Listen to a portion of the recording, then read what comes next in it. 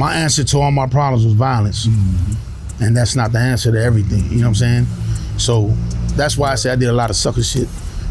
Cause that's some sucker shit. You hurt a motherfucker because you mad at him because, for whatever reason, you know what I'm saying? If he ain't harm you or harm your family, then let him live, shit. He letting you live. Yeah, live and let live. Yeah. You know what I'm saying? So I don't want to make it seem like I was different or I was better. I just was a thinker at the same time, you know what I'm saying? So, and going back to Chicago, I would say, for the camera and being honest, was the G code for me. What's up, Honey, man? What's going on? How you been, man? I'm chilling, man. All right. Are you originally from Milwaukee? No, sir. Where you from? No, sir. My mother's side is from Louisiana. Oh, you country. Yeah, Louisiana. And we moved around a lot. She moved to Joliet. My mother was following my grandmother, and my grandmother moved to Chicago. My mother moved up here.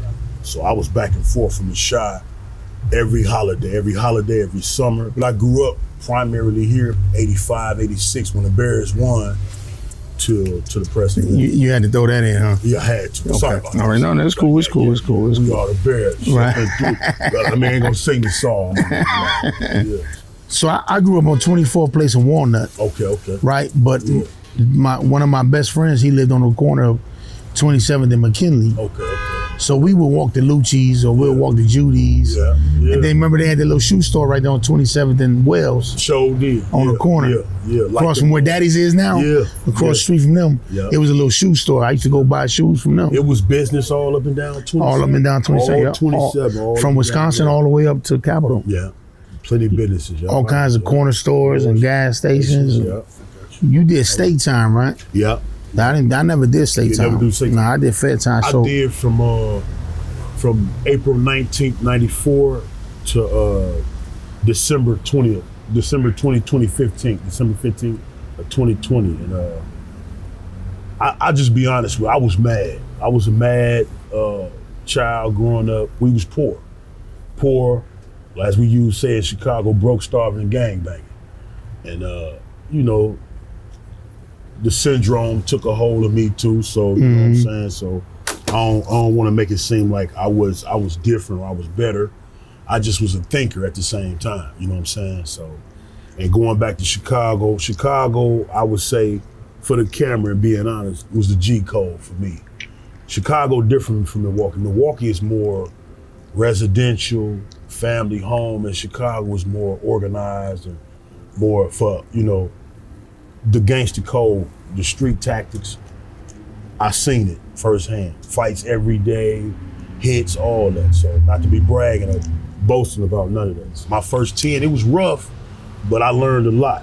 I got to find out about Orthodox Islam, true Islam, and I learned a lot because I kept my mind open. I was around some good brothers that were serious about their time, serious about changing and reforming themselves, you know what I'm saying?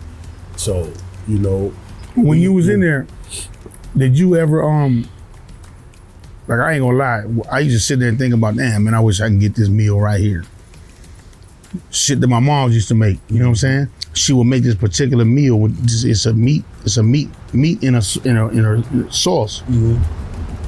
That shit was so fire, man. I used to think about that all the time when I was in the joint. Yeah. And when I would talk to my moms, I'd be like, oh, hey, when I come home, I want you to make that for me. She'd say, yeah, I got you, don't worry about it. Come home, my mother don't even remember how to make it. She got dementia now. Yeah. You know what I'm saying? So she don't remember how to make none of this shit. Yeah. And I don't know how to explain them. She know what I'm talking about. Right. But I don't know how to explain it to anybody else. Right. So they see if they know how to make it. Yeah. Because I don't know what it's called, none of that. So I asked my mom's what, and she like, I don't know what you're talking about. Yeah. So I'll never get that meal no more. Man, you ain't get the recipe or nothing. None of that. But I didn't think my mother was gonna go through dementia either. Right. You know what I'm saying? Right. So, but when I was in California and when I was in Arkansas, I cooked for the Muslims for Ramadan. I cooked for the Muslims on Ramadan, and the police used to be mad at me because I'd be like, man, open the door, man. These dudes some food, man. They ain't ate nothing all day, man. You know what I mean? But for me, that's what I miss the most when I was in the joint is you know, talking to people about, I mean, not talking, but sitting out eating with people and talking about whatever, Right. you know what I mean? For me, I gotta shout out my sister. My sister got an addiction to cooking. She loved to cook, home cooked meal. So if I, you know what I'm saying, when she lay it down, she got some food at home right now.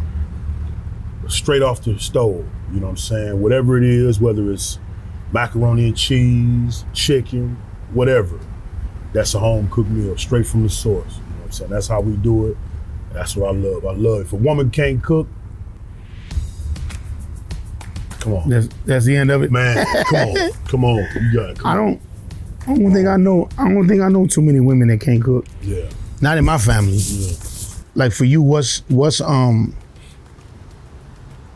do you most appreciate being out here now as opposed to when you was locked up? Peace and freedom. The peace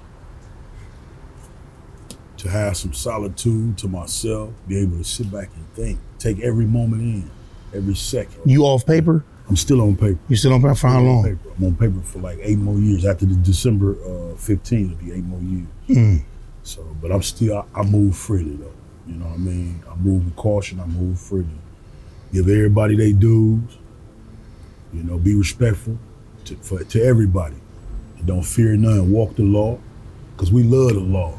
We don't care what y'all say about whatever happened, 9/11 and all the silly stuff. Real Muslim love peace, a real man love peace. If you can't bring no peace, love my peace, man.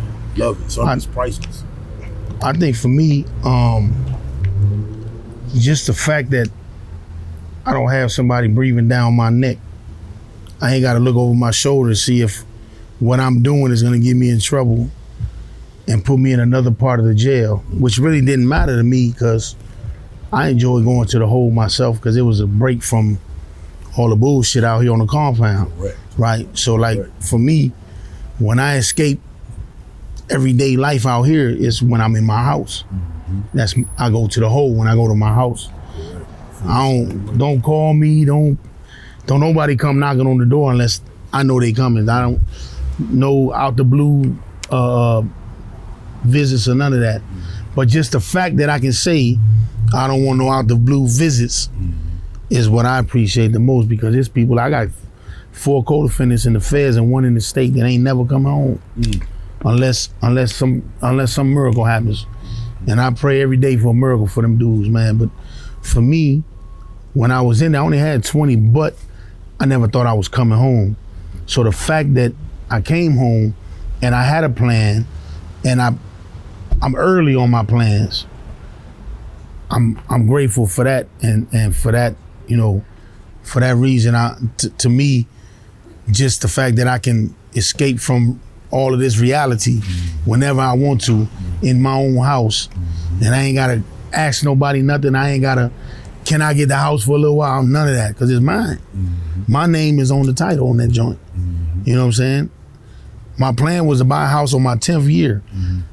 February 26th would be 10 years. I've been in my house 3 years. You know what I'm saying? Man. I'm ahead of schedule, so I'm feeling good.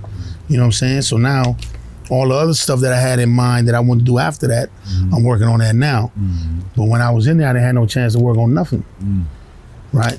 But I think if I would have not went there, I wouldn't be where I'm at right now. Correct. You know what I'm saying? So I appreciate the learning lesson and the people that, you know, pull my coattail to a lot of that. I learned how to be a man in the joint. I was a sucker before I went in. You know what I'm saying? So the things that I learned in there, I'm very grateful for, and I take them and I bring them out here with me, and I try to spread all of that to the guys, the younger guys, even older dudes that ain't never been nowhere, right? And so, you know, I always think about not just my co-defendants, but the good dudes that I left in there. You know what I'm saying? I left a lot of good men in the joint. I like to shout them out and give them a salute, you know what I mean, to the good men, that's good men and women that's still in there, man, and hopefully one day, man, they'll find their way out here and eat this. Yes, sir. Absolutely. So I ain't gonna say I was a sucker. I would say I was too kind. Oh, I was a sucker. I did some sucker shit. I did a whole lot of sucker shit. Yeah, Yeah. I was too kind, and I feel like it had to happen. I didn't have to do it, but it was gonna happen. It's how you address it. A lot of times it's how we address things as human beings, you know what I mean? Well, I said I did a lot of sucker shit because my answer to all my problems was violence. And that's not the answer to everything, you know what I'm saying? So that's why I said I did a lot of sucker shit. Because that's some sucker shit. You hurt a motherfucker because you mad at him because, for whatever reason, you know what I'm saying? If he ain't harm you or harm your family, then let him live. Shit, he letting you live. Live and let live. Yeah. You know what I'm saying? So that's what I mean by I did a lot of sucker shit.